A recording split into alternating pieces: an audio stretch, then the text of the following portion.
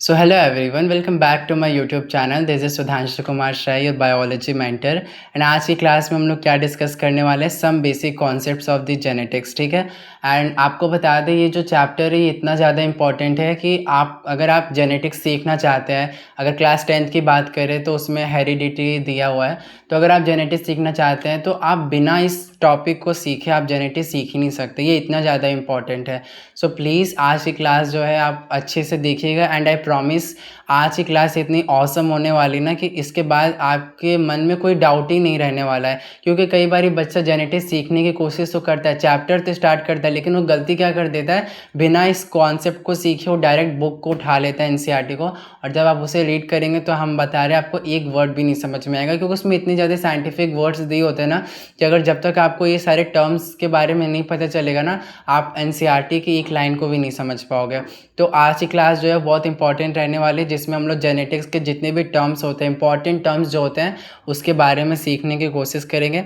So let's start the today's class. So genetics होता क्या है बेसिकली? सो ये ब्रांच ऑफ साइंस होता है जो किसके साथ डील करता है, इनहेरिटेंस या हेरिडिटी के स्टडीज़ के साथ एंड वेरिएशंस के साथ। ठीक है। तो अगर फादर ऑफ जेनेटिक्स की बात करें तो फादर ऑफ जेनेटिक्स हम सब जानते हैं किसको हम लोग बोलते हैं, ग्रेगर जॉन मेंडल जी को बोलते हैं, जिनको जेनेटिक्स के फादर भी बोलते हैं, जिन्होंने पाइसम सेटाइवम जो पी प्लांट है उसके ऊपर 7 ईयर्स तक स्टडी किया था और हमें बहुत सारे लॉज दिए थे, लॉज ऑफ जेनेटिक्स, जिसको हम लोग आगे डिस्कस करेंगे। तो चलिए पहले हम लोग हेरिडिटी टर्म समझते हैं, इसका मतलब क्या होता है। सो हेरिडिटी क्या होता है? It's the transmission of the characters from parents to offspring और one generation to the next generation. तो हेरिडिटी बेसिकली क्या होता है? It's the transfer of character from parents to offspring. इसमें जो कैरेक्टर्स होते हैं ना वो पेरेंट्स से ऑफस्प्रिंग में ट्रांसफर होते हैं, या हम लोग ये भी कह सकते हैं कि वन जनरेशन से नेक्स्ट जनरेशन जो है कैरेक्टर्स का ट्रांसमिशन होता है इसमें। ठीक है। आपने सुना होगा कि हम कहते हैं कि ये बच्चा जो है अपनी मम्मी की तरह दिख रहा है, ये फादर की तरह दिख रहा है, इसकी आंखें इसके पापा पे गई हैं, इसके हेयर्स जो है अपनी मम्मी पे गए। तो ये हम लोग कैसे कहते हैं? क्योंकि हमें पता है कुछ ना कुछ ट्रांसमिशन होता है पेरेंट्स से ऑफस्प्रिंग में, और उस किस चीज़ का ट्रांसफ़र होता है? कैरेक्टर्स का। जो पेरेंट्स के कैरेक्टर्स होते हैं वही बच्चों के अंदर ट्रांसमिशन होता है, और इसी को हम लोग क्या बोलते हैं? हेरिडिटी बोलते हैं। ठीक है। अब इनहेरिटेंस क्या होता है? ये प्रोसेस होता है जिसके थ्रू जो ये कैरेक्टर्स है वो पेरेंट्स से प्रोजनी में ट्रांसफ़र होते हैं। ठीक है। हेरिडिटी तो हम लोग समझ गए कि कैरेक्टर्स का ट्रांसफ़र होता है from parents to offspring, but जिस प्रोसेस के थ्रू होता है उसको हम लोग क्या बोलते हैं? इनहेरिटेंस बोलते हैं। प्रोसेस का मतलब क्या? हमें पता है कि जो ह्यूमंस होते हैं वो सेक्सुअली रिप्रोड्यूस करते हैं, या कोई अलग अलग ऑर्गेनिज्म अलग अलग मेथड ऑफ रिप्रोडक्शन यूज़ करते हैं। सारे मेथड में होता है क्या है बेसिकली कि हम लोग जो है अपने डीएनए का जो जेनेटिक मटेरियल होता है उसको ट्रांसफ़र करते हैं पेरेंट्स से, जो है ऑफस्प्रिंग में जो है कैरेक्टर्स का ट्रांसफ़र होता है डीएनए के थ्रू, जो कि जेनेटिक मटेरियल होता है। ठीक है। तो इसी को हम लोग क्या बोलते हैं? हेरिडिटी। और जो प्रोसेस होता है, जैसे अगर ह्यूमंस की बात करें तो ह्यूमंस जो है सेक्सुअली रिप्रोड्यूस करते हैं, उनमें गैमेट्स का फॉर्मेशन होता है, फर्टिलाइजेशन होता है, ये सारी चीज़ें होती हैं। तो ये जो प्रोसेस के थ्रू होता है, ये सारे प्रोसेस को ही हम लोग क्या बोलते हैं? इनहेरिटेंस बोलते हैं। ठीक है। वही अगर हम वेरिएशन की बात करें तो वेरिएशन किसको बोलते हैं? It's the degree of differences between parents and progeny, या हम लोग क्या बोल सकते हैं? Difference present between the individual of the same species. अब इसका मतलब क्या होता है कि हमें पता तो है कि कैरेक्टर्स जो होते हैं वो पेरेंट्स के ऑफस्प्रिंग में ट्रांसफ़र होते हैं। तो क्या जो बच्चे होते हैं वो क्या एग्जैक्ट अपने पेरेंट्स की तरह दिखते हैं, या जो कजन्स होते हैं या सिबलिंग्स होते हैं तो क्या वो जो आपस में सेम सेम दिखते हैं? नहीं। हम लोग जो है अपने पेरेंट्स के डिक्टो कॉपी नहीं है, हम लोग डिफरेंस है, अपने पेरेंट्स से भी डिफरेंस है और अपने सिबलिंग्स के साथ भी डिफरेंस है।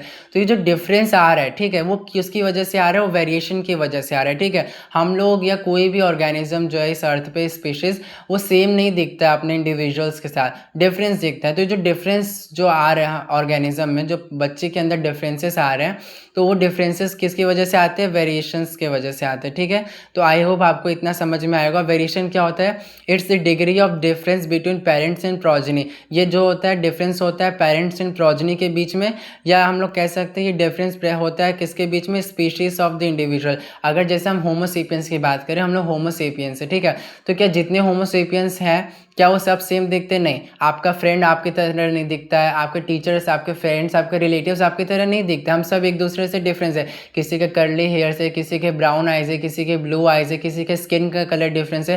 तो ये सब किसकी वजह से होता है? ये सब वेरिएशन की वजह से होता है। ठीक है। और इसी को हम लोग वेरिएशन बोलते हैं। अब इसके पीछे रीज़न क्या है कि ये जो डिफरेंसेस है वो क्रिएट हो रहा है? रीज़न क्या होता है? म्यूटेशन होता है। म्यूटेशन क्या होता है? It's the sudden change in the DNA sequence. तो होता क्या है ना, जब सेक्सुअल रिप्रोडक्शन होता है, तो उसमें क्या होता है जब डीएनए रेप्लिकेट करता है तो उसमें कुछ चेंजेस हो जाते हैं, उसके कोडिंग में चेंजेस हो जाते हैं, जिसकी वजह से डिफरेंट प्रोटीन बन जाते हैं और हमारे बॉडी में डिफरेंट कैरेक्टर्स जो होते हैं वो एक्सप्रेस करते हैं, ठीक है। तो वेरिएशन जो है किसकी वजह से होता है, म्यूटेशन की वजह से होता है, म्यूटेशन इन द डीएनए। और वेरिएशन क्या होता है ये भी आपको समझ में आ गया होगा, आई होप। अब हम लोग बात करते हैं दूसरी चीज़ों के बारे में। तो आपको पता है बेटा ये आपका सेल है, सेल के अंदर जो है न्यूक्लियस होता है, ठीक है। और न्यूक्लियस के अंदर जो आपका डीएनए होता है, जेनेटिक मटेरियल, वो किस फॉर्म में प्रेजेंट होता है, स्कैटर्ड थ्रेड के फॉर्म में, जिसको हम लोग क्रोमैटिन मटेरियल बोलते हैं, ठीक है। अब जो डीएनए होता है उसमें कुछ बेसिस होते हैं, ठीक है। डीएनए जो होता है वो एक जो होता है सबसे लार्जेस्ट बायोमोलिक्यूल होता है हमारे बॉडी का। अगर हम डीएनए की लेंथ की बात करें तो डीएनए जो होता है वो हमारा 2.2 मीटर लेंथ का होता है और इसमें कुछ बेसिस प्रेजेंट होते हैं, एडेनिन, ग्वानिन, साइटोसिन, थायमिन, ठीक है। तो होता क्या है जब सेल डिवाइड करने का टाइम आता है तो ये जो आपको डीएनए दिख रहा है जो कि सेल के अंदर जो है न्यूक्लियस में थ्रेड के फॉर्म में प्रेजेंट है, वो कंडेंस होकर एक स्ट्रक्चर, एक हाईली कॉइल्ड स्ट्रक्चर का फॉर्मेशन करता है, जिसको हम लोग क्या बोलते हैं, क्रोमोसोम बोलते हैं, ठीक है। तो क्रोमोसोम क्या होता है, basically it's the condense form of DNA. तो ये डीएनए का ही कंडेंस फॉर्म होता है, ये कुछ आप क्रोमोसोम कोई डिफरेंट स्ट्रक्चर या डिफरेंट मटेरियल नहीं होता है, ये डीएनए ही होता है। लेकिन डीएनए जो होता है न्यूक्लियस में जब सेल डिवाइड नहीं करता है तो एक थ्रेड के फॉर्म में प्रेजेंट होता है, जिसको हम लोग क्रोमैटिन मटेरियल बोलते हैं। लेकिन जब सेल जो होता है वो डिवाइड करने वाला होता है तो ये जो धागे वाली डीएनए है जो न्यूक्लियस में प्रेजेंट है वो कंडेंस हो जाते हैं और एक हाईली कॉइल्ड स्ट्रक्चर का फॉर्मेशन करते हैं, जिसको हम लोग क्या बोलते हैं, क्रोमोसोम बोलते हैं, ठीक है। अब हम सब ये बात जानते हैं जो ह्यूमंस होते हैं उनके अंदर 23 पेयर ऑफ क्रोमोसोम होते हैं। 23 पेयर ऑफ क्रोमोसोम का मतलब क्या होता है, 46 क्रोमोसोम होता है। अभी 46 क्रोमोसोम जो 23 पेयर है वो अरेंज कैसे होते हैं, तो ये 2 सेट्स ऑफ 23 क्रोमोसोम में अरेंज होते हैं। जो पहला सेट होता है वो कहाँ से हमें मिलता है, फादर से, और जो दूसरा सेट होता है वो मदर से मिलता है। इसको आप ऐसे समझिए, ये जो है आपका क्रोमोसोम नंबर 1 है, 2 है, 3 है, 4 है, 5 है, 6 है, और करते करते जो है 23 है, ठीक है। तो 1 से 23 जो क्रोमोसोम होता है वो हमें कहाँ से मिलता है, मदर से मिलता है। और जो दोबारा 1-2-3-4-5-6-5 क्रोमोसोम है ये हमें कहाँ से मिलता है, फादर से मिलता है, ठीक है। तो पहला जो सेट होता है 1 से 23 वो हमें कहाँ से मिलता है, मदर से मिलता है। एंड जो दूसरा सेट होता है 1 से लेकर 23 ये हमें कहाँ से मिलता है, फादर से मिलता है। अब देखिए ये जो 1 एंड 1 आपको दिख रहा है क्रोमोसोम, ये दोनों सेम है, ठीक है, similar in size, type of gene etcetera, ठीक है। So this similar pair of chromosome is known as the homologous chromosome. और ह्यूमंस में होमोलोगस क्रोमोसोम्स कितने होते हैं, 23 पेयर ऑफ क्रोमोसोम्स है, ठीक है। तो आप ऐसे समझिए कि देखिए ये जो पहला सेट है जो फादर की बॉडी से हमें मिला है, एंड ये जो दूसरा सेट दिख रहा है 1 वाला जो कि हमें मदर के बॉडी से मिला है, तो इसमें देखिए जो 1 है और 1 है ये दोनों जो है सेम क्रोमोसोम है। इसमें जो जीन का लोकेशन है वो भी सेम रहेगा, इसमें जो साइज है क्रोमोसोम का वो भी सेम रहेगा, ठीक है। तो ये 1 एंड 1 क्या होगा, सेम होगा। और सिमिलर चीज़ों के लिए हम लोग किसका यूज़ करते हैं, होमो का यूज़ करते हैं, ठीक है। इसीलिए ये जो पेयर ऑफ क्रोमोसोम होता है 1 एंड 1 2 एंड 2 3 एंड 3 इसको हम लोग क्या बोलते हैं, होमोलोगस क्रोमोसोम बोलते हैं, ठीक है। और अगर ह्यूमंस में अगर बात करें तो ये 23 पेयर्स के होते हैं, ठीक है। अगर हम नेक्स्ट चीज़ों की बात करें तो हमें पता है बेटा डीएनए जो होता है वो डीएनए से जो है आरएनए बनता है। आरएनए क्या होता है, ये एक सिंगल स्टैंडर्ड जो होता है, सिंगल स्टैंडर्ड जो होता है न्यूक्लियर मटेरियल होता है। डीएनए जो होता है वो डबल स्टैंडर्ड होता है, आरएनए जो होता है वो सिंगल जो है स्टैंड का बना होता है, ठीक है। डीएनए का फुल फॉर्म क्या होता है, deoxy ribo nucleic acid. RNA का फुल फॉर्म क्या होता है, राइबो न्यूक्लिक एसिड, ठीक है। तो हमारे बॉडी में जो है क्या होता है, डीएनए से जो है आरएनए बनता है, जिस प्रोसेस को हम लोग क्या बोलते हैं, ट्रांसक्रिप्शन बोलते हैं। और फिर आरएनए से जो है हमारे अंदर जो है प्रोटीन बनता है, ठीक है, जिस प्रोसेस को हम लोग क्या बोलते हैं, ट्रांसलेशन बोलते हैं। और फिर यही प्रोटीन से जो है हमारे बॉडी में डिफरेंट कैरेक्टर जो है एक्सप्रेस करते हैं। अगर एग्जांपल के थ्रू समझे, अगर आई कलर की बात करें तो आई कलर का जो हमारे अंदर डीएनए उसमें जीन होता है, ठीक है, तो उससे क्या होता है, आरएनए बनता है। डीएनए से क्या होता है, आरएनए बनता है, जिसको हम लोग ट्रांसक्रिप्शन बोलते हैं। और फिर इसी आरएनए से जो है प्रोटीन बनता है, जिसको हम लोग ट्रांसलेशन बोलते हैं। और यही प्रोटीन जो है फिर हमारे बॉडी में कैरेक्टर की तरह एक्सप्रेस करता है। अगर हमारे कैरेक्टर जो है आई कलर की बात करें तो अगर हमारा ब्राउन आई है तो ब्राउन आई क्यों है हमारा, क्योंकि उसका जो प्रोटीन है वो हमारे बॉडी में प्रेजेंट है। और वो प्रोटीन किसकी मदद से बनता है, आरएनए की मदद से। और आरएनए किसकी मदद से बनता है, डीएनए की मदद से, ठीक है। अब यहाँ पे एक चीज़ आपको क्लियर कर दे, बहुत से बच्चे कैरेक्टर और ट्रेड्स के बीच में बहुत ही कंफ्यूज रहते हैं। कैरेक्टर कुछ नहीं होता बेटा, कैरेक्टर जो आपके बॉडी में डिफरेंट कैरेक्टर्स होते हैं, जैसे आई का कलर जो है कैरेक्टर हो गया, हाइट कैरेक्टर हो गया, स्किन कलर कैरेक्टर हो गया, हेयर टाइप जो है ये भी एक कैरेक्टर है। और ट्रेड्स क्या होते हैं, क्या बेटा आई कलर सबका सेम होता है, नहीं। आई कलर में क्या अगर हम बात करें तो किसी का ब्लैक भी हो सकता है, किसी का ब्लू भी हो सकता है, किसी का ग्रे भी हो सकता है। वही अगर हाइट की बात करें तो किसी का लॉन्ग हो सकता है, शॉर्ट हो सकता है। स्किन कलर की बात करें तो कोई फेयर होता है, कोई मीडियम होता है, कोई नेग्रो होता है। हेयर टाइप की बात करें तो किसी का हेयर टाइप स्ट्रेट होता है, किसी का कर्ली होता है, किसी का वेवी होता है। तो कैरेक्टर्स क्या होते हैं बेसिकली, ये एक जनरल जो है सारे ऑर्गेनिज्म में प्रेजेंट होता है, चाहे हम आई कलर की बात करें, हाइट की बात करें या स्किन कलर की बात करें। लेकिन ट्रेट्स जो होते हैं बेटा डिफरेंट होते हैं, ठीक है। आई कलर तो सेम है लेकिन ट्रेट्स जो होते हैं डिफरेंट है, क्योंकि किसी का आई कलर जो होता है ब्लैक होता है, किसी का ब्लू होता है, किसी का ग्रे होता है, ठीक है। तो आई कलर क्या है, कैरेक्टर है जो कि सभी ऑर्गेनिज्म में प्रेजेंट होगा, लेकिन ट्रेट्स जो होते हैं वो डिफरेंट होते हैं, ठीक है। ट्रेट्स क्या होते हैं, डिफरेंट होते हैं। आई होप आपको इतनी चीज़ें समझ में आई होंगी। अब अगर ट्रेड्स की बात करें तो ये भी दो तरह के होते हैं, एक इनहेरिटेड ट्रेड्स होता है, एक एक्वायर्ड ट्रेड होता है। इनहेरिटेड ट्रेड क्या होता है, जो कि हमें अपने पेरेंट्स से मिला होता है। पेरेंट्स से अगर हम बात करें तो हमें क्या मिलता है, आई का कलर मिलता है, हाइट मिलता है, स्किन कलर मिलता है, हेयर टाइप होता है। ये सब क्या होता है, इनहेरिटेड ट्रेड्स होते हैं जो कि हमें पेरेंट्स से मिलता है, हमारे पेरेंट्स से जो है प्रोजनी में ट्रांसफर होता है।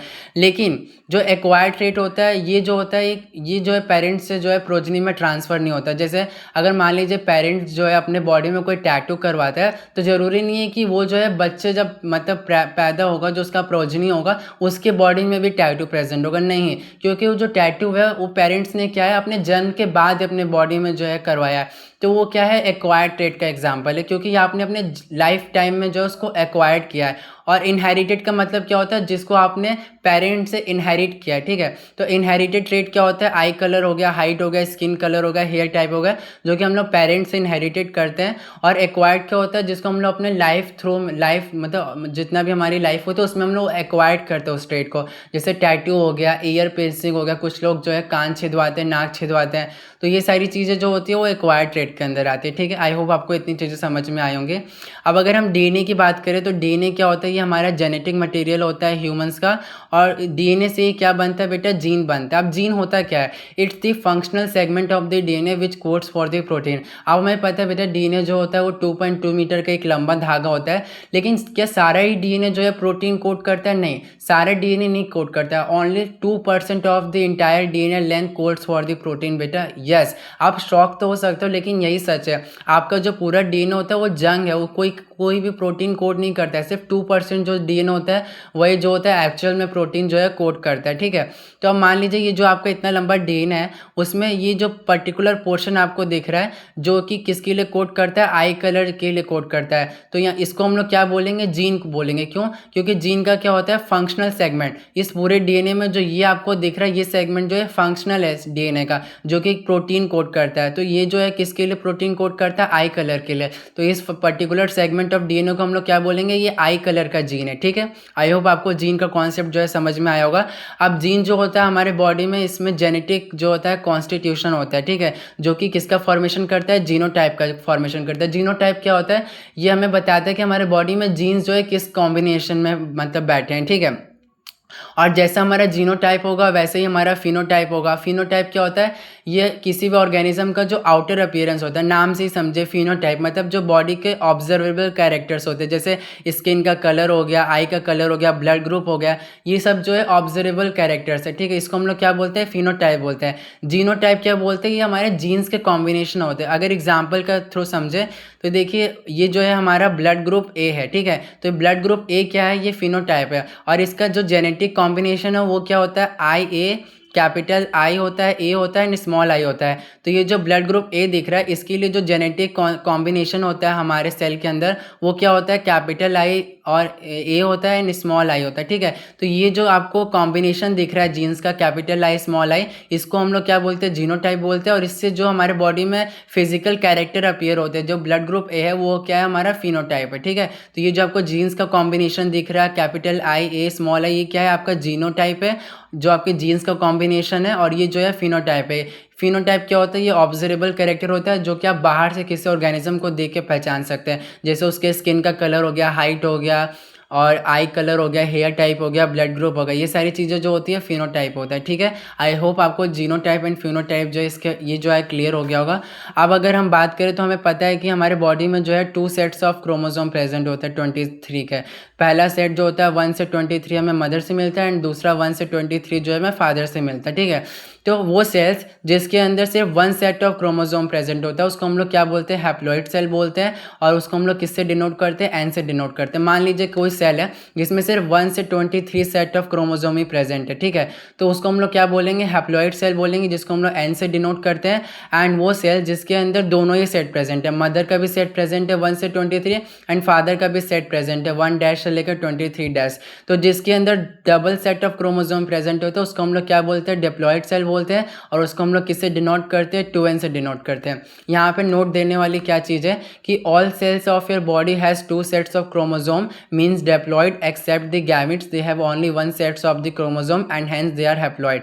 तो इसमें हमारे इसमें क्या बोला जा रहा है कि हमारे बॉडी के जितनी भी सेल्स होते हैं बेटा, उसमें 2 सेट्स ऑफ क्रोमोसोम प्रेजेंट होते हैं, मतलब डिप्लॉइड सेल्स होते हैं, एक्सेप्ट योर गैमेट्स, जो ह्यूमंस के गैमेट्स होते हैं, सेक्स सेल्स होते हैं, उनको छोड़ के आपकी बॉडी में जितनी भी सेल्स है उसमें 2 सेट्स ऑफ क्रोमोसोम है जिसको हम लोग डिप्लॉइड बोलते हैं। सिर्फ आपके गैमेट्स बेटा जो सेक्स सेल है उसके अंदर ही 1 सेट ऑफ क्रोमोसोम प्रेजेंट होता है, हेंस उसको हम लोग क्या बोलते हैं, हैप्लॉइड बोलते हैं। यहाँ पे आप डायग्राम के थ्रू समझ सकते हैं, ये स्पर्म में बेटा इसमें 23 क्रोमोसोम है, इसीलिए इसको हम लोग एन से डिनोट करें क्योंकि ये हैप्लॉइड है। और ये आपका ओवम है, फीमेल गैमेट जो है बेटा इसमें भी 23 क्रोमोसोम है, इसलिए इसको हम लोग एन से डिनोट करें। और देखिए ये 23 जब ये दोनों आपस में मिलेंगे, जब इनका फर्टिलाइजेशन होगा तो 23 मिलके क्या बना देंगे, 46 क्रोमोसोम हो जाएंगे, मतलब दोबारा से जो है हमारे पास डिप्लॉइड जो है सेल आ जाएगा जिसको हम लोग क्या बोलते हैं, जाइगोट बोलते हैं। वही अगर देखिए स्पर्म में भी अगर 46 होता है, अगर ओवम में भी 46 होता है, तो 46 मिलकर 92 क्रोमोसोम हो जाता है। और हमें पता है जो नॉर्मल सेल होता है ह्यूमन में उसमें सिर्फ 46 क्रोमोसोम होता है, इसीलिए जो हमारे स्पर्म्स एंड ओवम होते हैं उसमें हाफ नंबर ऑफ क्रोमोसोम होते हैं, मतलब हाफ सेट्स होते हैं, इसमें 23 होता है, इसमें 23 होता है, और जब दोनों फ्यूज होते हैं तो 46 हो जाता है। लेकिन अगर स्पर्म में जो है डबल सेट होता है और ओवम में भी डबल सेट होता है तो 46 मिलकर 92 हो जाते हैं, जो कि पॉसिबल ही नहीं, क्योंकि ह्यूमन में जो है सिर्फ 23 पेयर ऑफ क्रोमोसोम्स होते हैं जिसको हम लोग 46 क्रोमोसोम बोलते हैं। और अगर यहाँ पे 46 हो जाएंगे तो 92 हो जाएंगे, इसीलिए जो है हमारे स्पर्म एंड ओवम जो होते हैं वो हैप्लॉइड सेल होते हैं। आई होप आपको यहाँ तक जो कॉन्सेप्ट है वो समझ में आया होगा। अब अगर हम बात करें डिप्लॉइड सेल की, तो बेटा डिप्लॉइड सेल जो होता है उसमें मैंने आपको क्या बताया था, जो क्रोमोसोम नंबर 1 होता है उसकी एक और कॉपी होती है जिसको हम लोग 1 डैश बोलते हैं। ये जो क्रोमोसोम नंबर 1 है ये हमें मदर से मिला है, ये जो क्रोमोसोम नंबर 1 डैश है ये हमें कहाँ से मिला है, फादर से मिला है। उसी तरह 2 डैश, ठीक है। तो ये जो 1 एंड 1 डैश आपको क्रोमोसोम दिख रहा है बेटा, दे टाइप ऑफ जीन जो होता है इसमें would be same in the chromosome number 1 and 1 dash and 2 dash because they are the homologous chromosome but the type of gene और the variety could be different. इसका मतलब क्या है कि जो आपका 1 एंड 1 डैश क्रोमोसोम दिख रहा है ना, इसमें जो जीन होगा वो दोनों सेम होगा, जो क्रोमोसोम का साइज है वो भी सेम होगा, और जितनी भी कैरेक्टर इसके अंदर है वही चीज़ इसके अंदर भी है, तो बेटा ये सेम है। ये 1 एंड 1 डैश जो होता है, ये 1 जो हमें मदर से मिला एंड 1 डैश जो हमें फादर से मिला है, ये दोनों सेम है, इसीलिए इसको हम लोग क्या बोलते हैं, होमोलोगस क्रोमोसोम बोलते हैं। और जो होमोलोगस क्रोमोसोम होते हैं उसमें जो जीन का टाइप होता है, मान लीजिए अगर यहाँ पर टॉलनेस का जीन है इस पूरे क्रोमोसोम में, अगर यहाँ पे अगर टॉलनेस का जीन है तो इस वाले क्रोमोसोम में भी टॉलनेस का ही जीन होगा। अगर यहाँ पे आई कलर का जीन है तो यहाँ पे भी आई कलर का ही जीन होगा, ठीक है। तो जो जीन्स होते हैं वो जो होते हैं सेम होते हैं, 1 क्रोमोसोम पे भी और 1 डैश नंबर वाले क्रोमोसोम पे भी सेम रहते हैं, लेकिन जो वेराइटी होती है वो डिफरेंस होती है। वेराइटी का मतलब क्या होता है, इसको एक एग्जाम्पल से समझते हैं। मान लीजिए जो प्लांट हाइट का एग्जांपल ले रहे हैं तो ये किस जीन से कंट्रोल होगा, कैपिटल टी वाले जीन से जो है कंट्रोल होगा, ठीक है। तो जो कैपिटल टी होता है बेटा वो टॉलनेस के लिए होता है, जो स्मॉल टी होता है वो डॉफनेस के लिए होता है, ठीक है। तो मान लीजिए जो ये वाला क्रोमोसोम है 1 नंबर वाला क्रोमोसोम, उसके यहाँ पे जो है अगर कैपिटल टी है, ठीक है, मतलब ये वाला जो जीन है जो कैपिटल टी है, ठीक है, जो टॉलनेस के रिस्पॉन्सिबल है, तो यहाँ पे भी जो है वो प्लांट हाइट का ही जीन होगा। लेकिन हो सकता है कि यहाँ पे भी कैपिटल टी हो, यहाँ पे भी कैपिटल टी हो सकता है बेटा यहाँ पे स्मॉल टी हो, यहाँ पे भी स्मॉल टी हो, और ये भी हो सकता है कि यहाँ पे कैपिटल टी हो, यहाँ पे स्मॉल टी हो। इसका मतलब क्या है कि जीन जो है वो तो आपका सेम है, यहाँ पे भी प्लांट हाइट का ही जीन है और यहाँ पे भी प्लांट हाइट का ही जीन है, लेकिन जो वैरायटी है वो डिफरेंट हो सकती है। हो सकता है यहाँ पे कैपिटल टी हो, यहाँ पे स्मॉल टी हो सकता है दोनों जगह स्मॉल टी, और ये भी हो सकता है एक जगह कैपिटल टी हो एक जगह स्मॉल टी हो, ठीक है। और ये जो आपको वेरिएशन दिख रहा है ना, ये जो आपको कॉन्ट्रास्ट दिख रहा है कि जीन तो आपका वही है, सेम है, यहाँ पे भी प्लांट हाइट का ही जीन है, यहाँ पे भी प्लांट हाइट का ही जीन है, लेकिन जो आपको इसमें कॉन्ट्रास्ट दिख रहा है ना, ऑल्टरनेट फॉर्म, मतलब एक दूसरा फॉर्म जो आपको जीन का दिख रहा है, यहाँ पे भी प्लांट हाइट का ही जीन है जो कि कैपिटल टी है, लेकिन हमारे पास एक ऑल्टरनेट फॉर्म और है जीन का जो कि है कैपिटल टी भी हो सकता है, स्मॉल टी भी हो सकता है एंड स्मॉल टी भी हो सकता है, कुछ भी हो सकता है, ठीक है। तो उसको हम लोग क्या बोलते हैं, एलील बोलते हैं। एक एग्जाम यहाँ पर डेफिनेशन से इसको समझने की कोशिश करते हैं। एलील किसको हम लोग बोलते हैं, ये एक ऑल्टरनेट फॉर्म होता है जीन का। ऑल्टरनेट क्या बोलते हैं, दूसरा कोई जो ऑप्शन होता है हमारे पास, जो दूसरा ऑप्शन होता है। जैसे अगर हम प्लांट हाइट की बात करें तो कैपिटल टी जो है टॉलनेस के लिए होता है, तो हो सकता है कि जो ये वाला क्रोमोसोम है, ये 1 वाला, तो इस पर अगर कैपिटल टी है जो हमें मदर से मिला है, तो हो सकता है जो 1 डैश जो क्रोमोसोम है जो हमें फादर से मिला है उस पर स्मॉल टी हो सकता है। हो सकता है जो मदर में 1 क्रोमोसोम नंबर है उस पर कैपिटल टी हो और फादर वाले पे जो है स्मॉल टी हो। ये भी हो सकता है कि मदर पे स्मॉल टी और फादर पे भी स्मॉल टी हो। तो कोई भी फॉर्म हो सकता है क्रोमोसोम का, ठीक है, हम जीन का जो है कोई भी फॉर्म हो सकता है क्रोमोसोम पे। तो जो ऑल्टरनेट फॉर्म होते हैं जीन के, उसको हम लोग क्या बोलते हैं, एलील बोलते हैं। अब ये भी जो होते हैं 2 तरह के होते हैं, एक डोमिनेंट एलील होता है, एक रेसेसिव एलील होता है। डोमिनेंट को हम लोग हमेशा कैपिटल लेटर से डिनोट करते हैं और रेसेसिव को हम लोग हमेशा स्मॉल लेटर से डिनोट करते हैं। ये चीज़ आपको जानने वाली बात है कि जो डोमिनेंट एलील होता है उसको हम लोग हमेशा कैपिटल लेटर से डिनोट करते हैं, और जो रेसेसिव जीन होते हैं मतलब एलील होता है उसको हम लोग किससे डिनोट करते हैं, स्मॉल लेटर से डिनोट कर मतलब रिप्रेजेंट करते हैं। वही अगर हम पॉसिबल कॉम्बिनेशन की बात करें तो हमारे बॉडी में जो है ह्यूमन सेल में 3 ही पॉसिबल कॉम्बिनेशन हो सकते हैं एलील के। हो सकता है हमारे पास कैपिटल टी हो, फादर से भी कैपिटल टी मिला हो, मदर से भी कैपिटल टी मिला हो। तो अगर सेम जो है हमारे पास जीन्स होंगे तो उसको हम लोग क्या बोलेंगे, होमोजाइगस डोमिनेंट। डोमिनेंट क्यों बोल रहे हैं, क्योंकि मैंने क्या बोला था, जो डोमिनेंट एलील होते हैं उसको हम लोग कैपिटल लेटर से डिनोट करते हैं। तो ये आपका कैपिटल टी है, ये आपका कैपिटल टी है, इसीलिए डोमिनेंट कैरेक्टर हो गया। और ये होमो क्यों बोला मैंने, क्योंकि ये दोनों सेम है, ये भी कैपिटल टी है, ये भी कैपिटल टी है, इसीलिए जो इसको हम लोग क्या बोलते हैं, होमोजाइगस डोमिनेंट बोलते हैं। अगर हमारे पास स्मॉल टी मदर से भी मिला है, स्मॉल टी फादर से भी मिला है, तो इसको हम लोग होमोजाइगस रेसेसिव बोलेंगे। रेसेसिव क्यों बोलेंगे, क्योंकि मैंने आपको बताया तो जो रेसेसिव एलील होता है उसको हम लोग स्मॉल लेटर से डिनोट करते हैं। तो ये दोनों जो है आपका स्मॉल लेटर, इसलिए आपका रेसेसिव हो गया। होमो क्यों बोला, क्योंकि दोनों सेम है, ये भी स्मॉल टी है, ये भी स्मॉल टी है। अब देखिए ये भी हो सकता है कि हमें मदर से कैपिटल टी मिला हो, फादर से स्मॉल टी मिला हो, तो इस कंडीशन में इसको हम लोग क्या बोलेंगे, हेट्रोजाइगस बोलेंगे। हेट्रो का मतलब ही क्या होता है, डिफरेंट। जब हमारे पास जीन्स तो हो लेकिन डिफरेंट जो है वेराइटी का हो, तो उसको हम लोग क्या बोलते हैं, हेट्रोजाइगस कंडीशन बोलते हैं, ठीक है। अब देखिए बेटा, जो आप आगे पढ़ेंगे जेनेटिक्स में, अभी हम आगे के लेक्चर्स में बताएंगे, जो ये आपका कैपिटल टी स्मॉल टी है, जो कि आपका homozygous dominant and homozygous recessive है, इसके लिए हम लोग एक और टर्म यूज़ करते हैं जो है कि है प्योर लाइन, ठीक है। प्योर लाइन किसके लिए यूज़ करते हैं, प्योर लाइन उसके लिए यूज़ करते हैं जिसमें कोई भी इम्प्योरिटीज़ ना हो। जैसे देखिए ये भी आपका कैपिटल टी है, ये भी कैपिटल टी है, मतलब इसमें कोई भी मिक्सचर नहीं है, ठीक है, दोनों ही सेम है, इसीलिए इसको हम लोग प्योर लाइन बोलते हैं। ये भी स्मॉल टी है, ये भी स्मॉल टी है, दोनों प्योर है, ठीक है, इसमें कोई भी मिक्सचर नहीं है, सेपरेशन नहीं है, इसीलिए इसको हम लोग क्या बोलते हैं, प्योर लाइन बोलते हैं, ठीक है। ये प्योर लाइन जो है ब्रीड बोलते हैं। लेकिन ये आपका हेट्रोजाइगस, इसमें डिफरेंट जो है जीन है, इसीलिए इसको हम लोग हेट्रोजाइगस बोलते हैं।